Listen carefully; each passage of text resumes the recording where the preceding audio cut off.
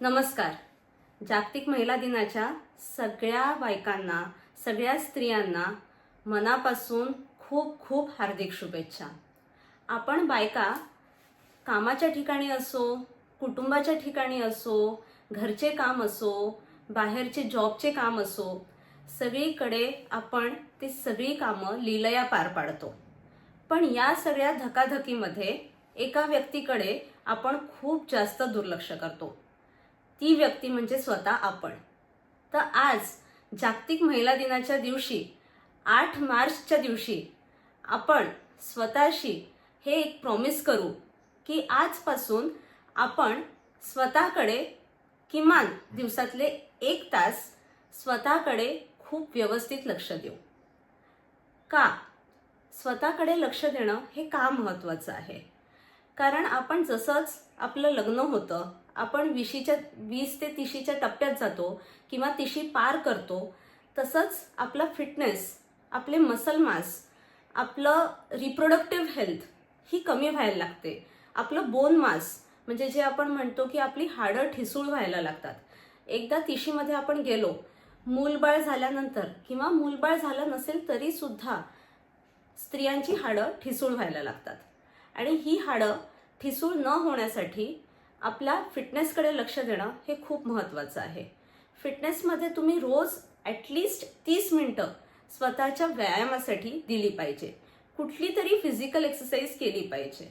त्याच्यामध्ये योगा करू शकता, कार्डिओ रेस्पिरेटरी एक्सरसाइजेस करू शकता. कार्डिओ रेस्पिरेटरी एक्सरसाइजेस म्हणजे ज्याच्यात धाप लागते, ज्याच्यामध्ये आपल्याला श्वास घ्यायला त्रास होतो किंवा म्हणजे खूप आपण एक्सरसाइज केल्यानंतर, जसं सायकलिंग केल्यानंतर, रनिंग केल्यानंतर आपल्याला धाप लागते, तशी धाप लागायला पाहिजे. आपला पल्स रेट वाढायला पाहिजे. त्याच्याने आपली कार्डिओवॅस्क्युलर हेल्थ, जी आपले हृदयाची हेल्थ असते, ती व्यवस्थित होते. तर कार्डिओ रेस्पिरेटरी एक्सरसाइजेस, ज्याला आपण एरोबिक एक्सरसाइजेस पण म्हणतो, ती करणं खूप आवश्यक आहे. तिसरं, मसल माससाठी स्ट्रेनिंग एक्सरसाइजेस करणं खूप महत्त्वाचं आहे. कारण की मसल्स हे आपल्या बोन्सला प्रोटेक्ट करतात. जे पण आपले मसल्स असतात ते बोन्सवरती अटॅच्ड असतात. जितकं मसल मास जास्त राहील तेवढं बोनचं कॅल्शियम पण व्यवस्थित राहील. तर हाडं ठिसूळ न होण्यासाठी कॅल्शियम सोबतच मोबिलिटी आणि स्ट्रेनिंग हे खूप महत्त्वाचं आहे.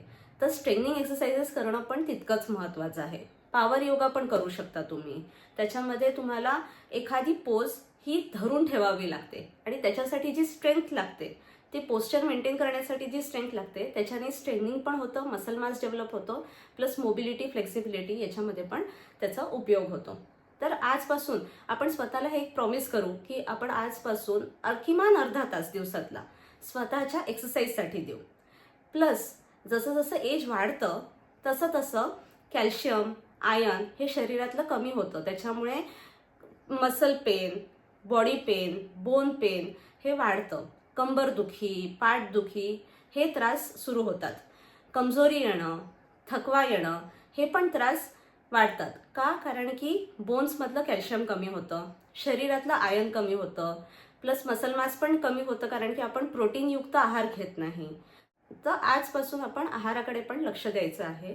त्याच्यामध्ये आयर्न, कॅल्शियम आणि प्रोटीन्स हे खूप जास्त असले पाहिजे, जेणेकरून आपल्या शरीरातली एनर्जी ही आपल्याच कुटुंबासाठी, आपल्याच नोकरीसाठी टिकून राहिली पाहिजे आणि आपण पण 80 वर्षापर्यंत अगदी निरोगी जगू शकलो पाहिजे.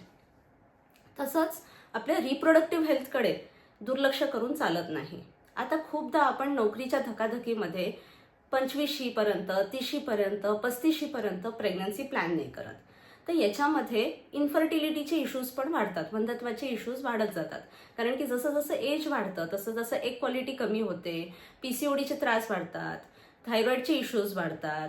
तर हे सगळे प्रॉब्लेम्स पण तुमच्या रिप्रोडक्टिव्ह हेल्थसोबत मला त्रासदायक ठरू शकतात. तर आजपासून आपली पाळी ट्रॅक करणं, ओव्ह्युलेशन ट्रॅक करणं हे पण गरजेचं आहे. तर रिप्रोडक्टिव्ह हेल्थमध्ये जर तुमची पाळी अनियमित असेल किंवा पाळी कमी जात असेल किंवा इतर काही प्रॉब्लेम्स असतील, थायरॉइडचे इश्यूज असतील, खूप लिथार्जी येत असेल, तर या सगळ्या गोष्टींकडे दुर्लक्ष करू नका. रिप्रोडक्टिव्ह हेल्थ ही खूप महत्त्वाची असते आणि त्याच्यानंतर जर रिप्रोडक्टिव्ह हेल्थमध्ये म्हणजे पाळीमध्ये अनियमितता असेल किंवा पाळी कमी जात असेल तर याचे इश्यूज पुढे चालून तुमच्या हार्टवर वगैरे पण दिसू शकतात. तर त्याच्यामुळे रिप्रोडक्टिव्ह हेल्थवर कधीही तुम्ही फोकस केलं पाहिजे, त्याच्याकडे दुर्लक्ष केलं नाही पाहिजे. तर जर तुम्हाला पाळीचे असे त्रास असतील तर तुम्ही एकदा नक्की चांगल्या गायनेकोलॉजिस्टचा सल्ला घेणं हे गरजेचं आहे.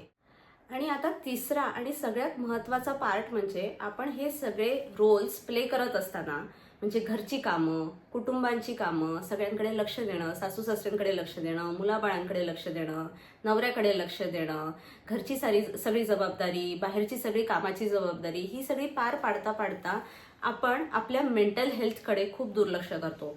हे लाईफ खूप स्ट्रेसफुल असतं.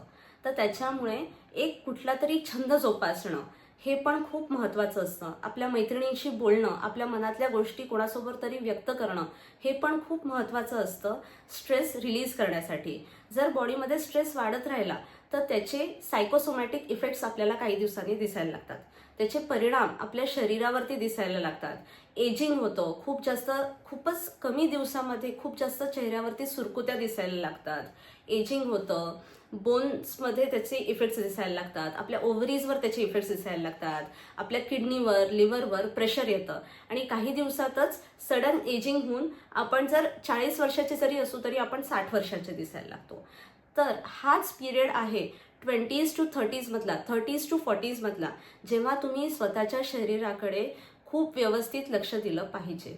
तर आज आपण स्वतःला जागतिक महिला दिनाच्या दिवशी एक प्रॉमिस करूया की आपण स्वतःकडे लक्ष देऊया. आपण स्वतःच्या व्यायामाकडे, आहाराकडे आणि मेंटल स्ट्रेसकडे लक्ष देऊ.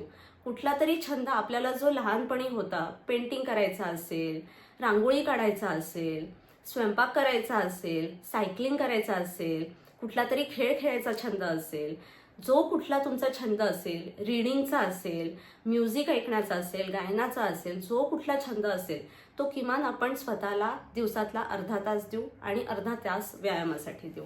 जर आपण दिवसातला 1 तास जरी स्वतःला देऊ शकलो तरी जागतिक महिला दिनाच्या दिवशी आपण काहीतरी सकारात्मक कार्य स्वतःसाठी केलं असं आपण समजूया. तर जर तुम्हाला फिमेल रिलेटेड कुठलाही इश्यू असेल तर तुम्ही कमेंट सेक्शनमध्ये सांगू शकता. जर तुम्हाला फर्टिलिटी रिलेटेड इश्यूज असतील, प्रेग्नन्सी रिलेटेड इश्यूज असतील किंवा मेनोपॉज रिलेटेड इश्यूज असतील किंवा अनियमित पाळीच्या संदर्भात किंवा स्त्रीरोगाचे कुठलेही प्रॉब्लेम्स असतील तर तुम्ही नक्की नारायणी नर्सिंग होमला एकदा व्हिजिट देऊ शकता. खालील दिलेल्या नंबरवर तुम्ही कॉन्टॅक्ट करू शकता. तुम्ही कमेंट सेक्शनमध्ये सुद्धा तुमचे क्वेश्चन्स टाकू शकता. तुमचे जे काही मनात क्वेश्चन्स असतील ते एकदा आमच्याशी मोकळेपणे तुम्ही आज किंवा कधीही बोलू शकता. आम्ही तुमच्या प्रत्येक प्रश्नाला नक्की उत्तर देऊ. तर आज आपण जागतिक महिला दिनाच्या दिवशी हे स्वतःला प्रॉमिस करू आणि आपण सगळेजण स्वतःची काळजी पण तितक्याच लीलया घेऊ. थँक्यू.